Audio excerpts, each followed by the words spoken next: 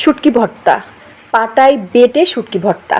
পাটায় বেটে এই শুটকি ভর্তা গরম ভাতের সাথে খেতে কিন্তু দারুণ হয়।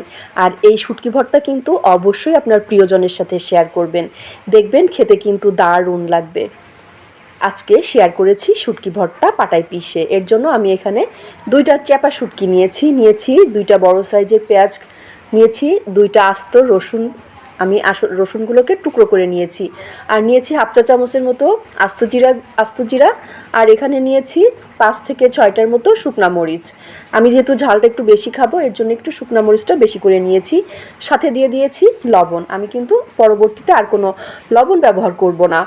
এখন এই সব উপকরণগুলোকে আমি আলতো হাতে 2 থেকে 3 বার করে বেটে নিচ্ছি। আর একটু খেয়াল করে বাটবেন, যেহেতু শুটকি মাছে কিন্তু কাঁটা আছে, হাতে যেন লেগে না যায় সেই দিকেও কিন্তু খেয়াল রেখে এই শুটকিটাকে খুব ভালোভাবে আমি 3 বারে পাটায় বেটে নিয়েছি। নেওয়ার পরে এখন একটা বাটিতে তুলে নিয়েছি।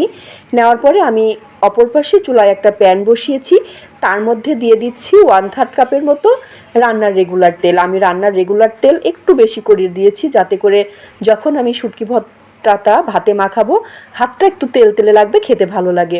এখন তেলটা যখন হালকা গরম হয়ে গিয়েছে, ওই পর্যায়ে কিন্তু আমি পাটায় পিষে যে শুটকিটা রেডি করে রেখেছিলাম ওই শুটকিটাকে এখন আমি দিয়ে দিয়েছি। দেওয়ার পরে এখন দিয়ে দিচ্ছি বাটিটা ধুয়ে অল্প একটু পরিমাণে পানি।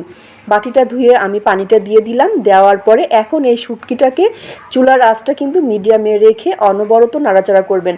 যত নাড়াচাড়া করবেন ততই কিন্তু একটা দারুণ ফ্লেভার আসবে শুটকির। যখন মাঝামাঝি পর্যায়ে আমি শুটকিটাকে নাড়াচাড়া করে নিয়েছি, ওই পর্যায়ে দিয়েছি আমি 1 মুঠো পেঁয়াজ কুচি, দিয়েছি আমি 1 মুঠো রসুন, আস্ত রসুন দিয়েছি আমি। রসুনটা দিয়েছি যাতে করে যখন আপনার শুটকিটা তৈরি করা হয়ে যাবে, ভাতের সাথে যখন শুটকিটা মাখাবেন হাতের মধ্যে একটু রসুন বাঁধবে, সেই রসুনটা খেতে কিন্তু দারুণ হয়। এখন চুলার আঁচটা মিডিয়াম করে রেখে আমি শুটকিটাকে অনবরত নাড়াচাড়া করে নিচ্ছি। শুটকি থেকে যখন পানিটা শুকিয়ে গিয়েছে, তেলটা যখন উপরে উঠে এসেছে, কড়াই থেকে যখন শুটকিটা ছেড়ে যাচ্ছে, ওই পর্যায়ে কিন্তু আপনাকে বুঝে নিতে হবে যে শুটকি ভর্তাটা প্রায় রেডি করা হয়ে গিয়েছে। শুটকি ভর্তার কিন্তু দারুণ একটা কালার আছে, আমি কিন্তু সেটাও আপনাদেরকে দেখিয়ে দিয়েছি। শুটকি ভর্তাটা যখন তৈরি করা হয়ে গিয়েছে, ওই পর্যায়ে কিন্তু আমি একটা সার্ভিসিং বলে ঢেলে নিচ্ছি।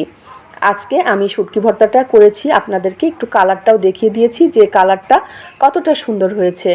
আজকের এই শুটকি ভর্তাটা আপনারা একবার হলেও বাসায় তৈরি করবেন, আস্ত রসুন দিয়ে খেতে কিন্তু দারুণ হয়। আর এই শুটকি ভর্তাটা কেমন লেগেছে একটু কমেন্ট করবেন। আপনাদের ছোট ছোট কমেন্ট কিন্তু আমাদেরকে অনেক উৎসাহ দেয়, আর আপনাদের কমেন্ট কিন্তু আমরা সবসময় পড়ি। যাই হোক, সহজ রেসিপি পেতে পেজটাকে ফলো করে পাশে থাকবেন। আজকের মতো বিদায় নিচ্ছি, ভালো থাকবেন সবাই, আল্লাহ হাফেজ।